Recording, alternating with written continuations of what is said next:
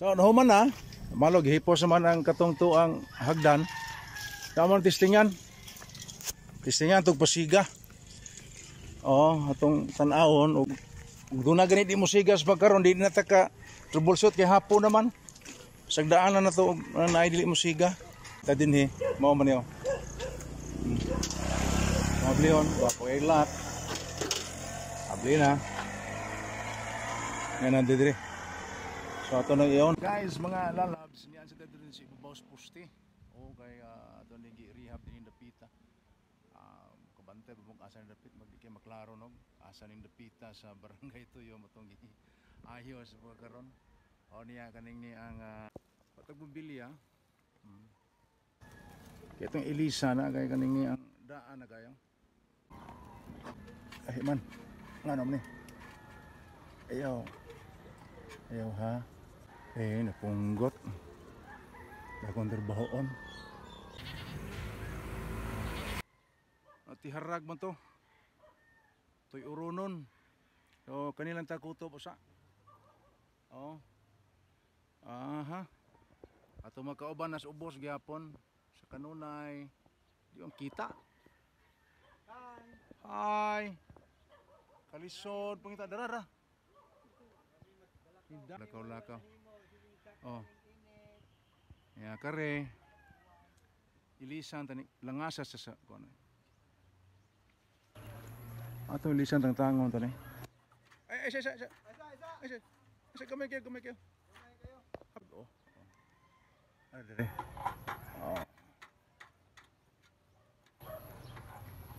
Karong adlaw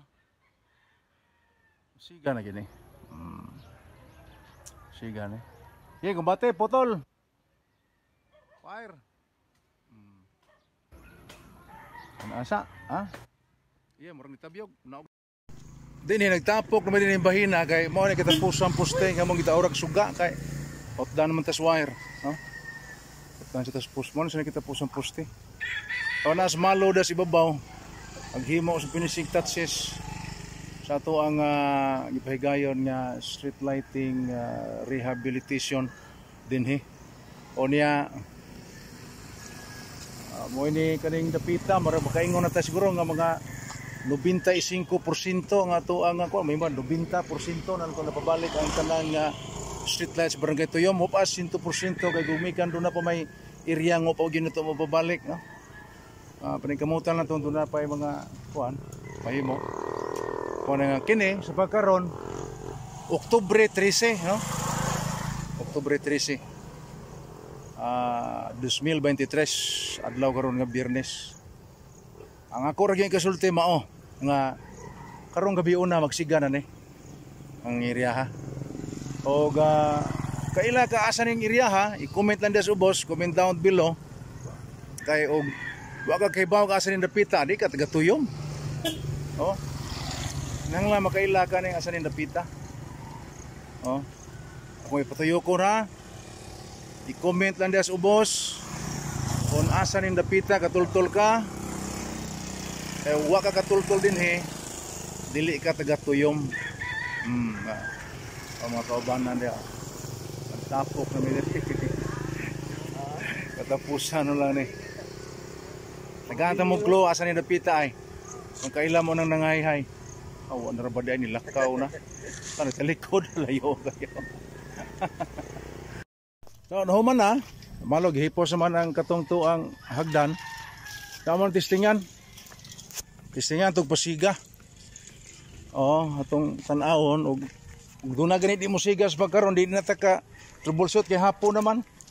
Sagdaan na ito na idili mo siga. Ato lang baliko na siya. Saya hanga switch siya nana. So niyata din mao man yun. Mabli yun. Bapo ay lahat. Mabli na. Yan ang didiri. So ato na iyon. First time nito iyon. Kung may siga sa suga si babaw, makita na itong musiga pa po. Ceremonial lighting. Siga pa ni. Pantanawan. Thank you Lord. Siga na. Kita niyo. Siga Siga na. So mahayag na ni. Padungan to. Ano kasiga padungan to. Ano padungan siga nga to. Ano to? Ano na si padungan siga nga to. So nasiga-siga na ni. Hayag na ni rong gabi eh. Suroy ko na rin gabi eh, akong tanawon. Kaya mamangin kong batasan, bagong siga, akong suroyon, akong tanawon. So itong pasalamatan eh. Malo. Elektrisyano. Ugwa pa ni siya. Ako kamao ko, pero hinay kong lihok kay daghang trabaho, no? Pwede siguro tulo pagkaposte ko doon ba? So na mas malo, no? Nahuman na to. Pasalamatan to special ko dahil nga itong mention, itong pasalamatan si Desiderio Empases. Der, salamat kayo der. Imuhang pag-support na to, pagpatalikod na to, papaluyo na to. Kaya ito napasiga na din hinapita. Salamat kayo der, salamat kaayo. Oo. O sa tanan, Konsehal Romeo Rijes, Konsehal Peter Almario, Rod Quijano, naana to dire.